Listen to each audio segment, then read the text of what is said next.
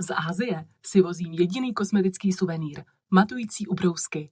Ty totiž používám opravdu denně a v ruce jsem jich už měla desítky.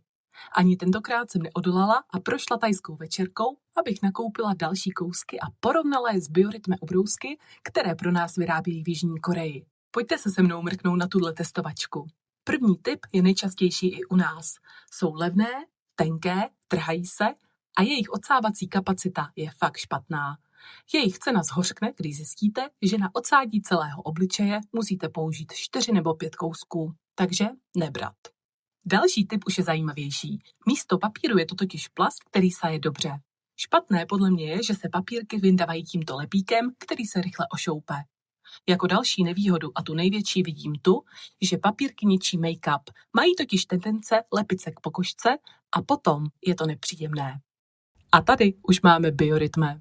Určitě jsou ze všech testovaných vzorků největší, nejlépe se s nimi manipuluje a netrhají se. Příjemné také je, že jeden ubrousek 100% odsaje celý velice mastný obličej a možná vám dokonce vystačí na 2 použití. Takže já jsem spokojená.